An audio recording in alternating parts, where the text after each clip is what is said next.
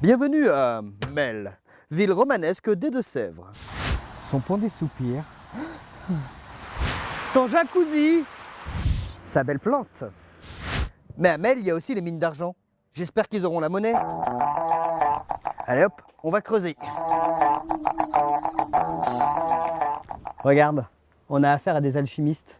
Ils essayent de transformer le bois en argent. Ah, mais non, pas du tout, Sam. Ça, c'est ce qu'on appelle un abattage au feu. Bonjour Jean-Philippe. Bonjour, Sam. Tu es guide aux mines d'argent, c'est ça? Tout à fait. Alors dis-moi, qu'est-ce qu'il y a à voir aux mines d'argent? On a plein de choses à voir. On explique comment on faisait, notamment à l'époque de Charlemagne, pour récupérer un minerai qui s'appelle la galène, qui contient beaucoup de plomb, du soufre et un tout petit peu d'argent. Et avec cet argent, ils allaient faire la monnaie de l'époque qui s'appelle les deniers et les oboles. D'accord. Et grâce à ce feu, on ressortait la galène. Pas directement. Ça va leur permettre de creuser le sous-sol, parce que c'est une roche qui est très très dure à creuser. Et à l'époque, ils n'avaient pas le choix, ils étaient obligés de faire du feu. Donc si je comprends bien, ici vous avez des sous-sols où il a été fait ce genre de feu. Tout à fait. Tu me montres? Bien sûr, on y va, Sam? On y va. C'est parti. Tu nous suis?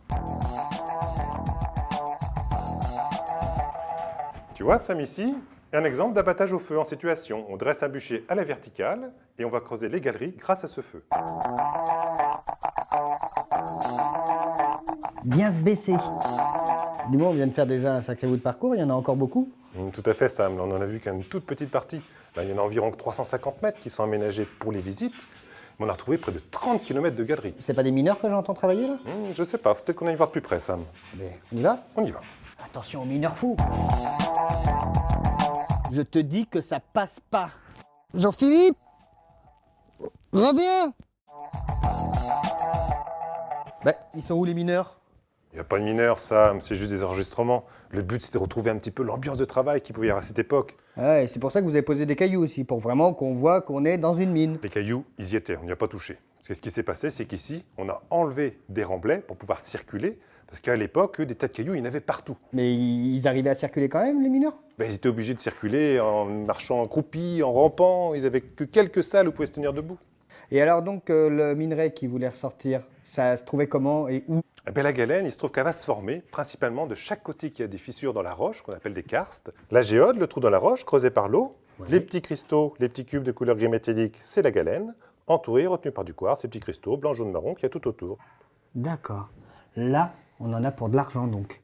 Très peu, Sam, parce que tu sais, une fois qu'on aura traité tout ça, en fin d'opération, on n'aura que quelques grammes d'argent à récupérer. Ouais, bon.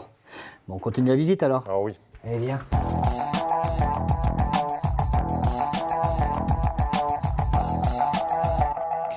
Et là, nous arrivons donc dans une cuisine typique de l'époque, c'est ça? Pas tout à fait, Sam. Ici, c'est une plateforme d'archéologie expérimentale des arts du feu. On a une convention qui a été signée avec le CNRS. Viennent travailler des chercheurs tout au long de l'année de façon ponctuelle. Ça nous permet d'évoluer et savoir comment ils faisaient pour pouvoir séparer le plomb et l'argent que contient la galène. Et en gros, ça marche comment? Ça se passe en deux étapes. On va mettre d'abord la galène dans un premier four, qu'on appelle un bas fourneau.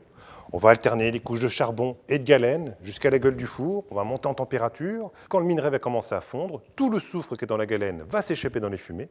On va récupérer en fin d'opération un mélange plomb-argent. Ce mélange plomb-argent, on va le mettre dans un four de coupellation. On va utiliser deux gros soufflets qu'il y a derrière. On va ventiler. À la surface du bain, il va se former de l'oxyde de plomb, qu'on appelle de la litharge. On va la retirer jusqu'à temps qu'il ne reste que de l'argent dans le bain.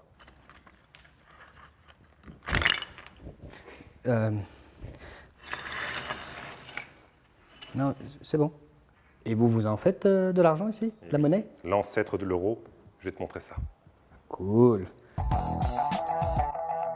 On a vu comment extraire la galène de la mine. Comment séparer le plomb de l'argent.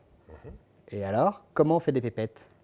Quand ils avaient récupéré leur argent, ils allaient en faire ces petites choses-là qu'on appelle des flancs. C'est la monnaie, mais sur laquelle on n'a aucune inscription. Ouais. Ils allaient faire des coins monétaires aux forgerons, sur lesquels on aura les inscriptions, et après, ils allaient pouvoir frapper ou battre aux monnaies. Tu me montres? Bien sûr. On va mettre le flanc entre les deux coins, et avec le marteau, on va frapper ou battre aux monnaies, et le denier est prêt à circuler. Écoute, je te remercie. Avec plaisir, Sam. Au revoir. Bon courage, au revoir. Allez, on rentre. On se retrouve très prochainement sur Internet pour un nouveau site en Deux-Sèvres. Et je vous promets que ma prochaine destination sera bestiale.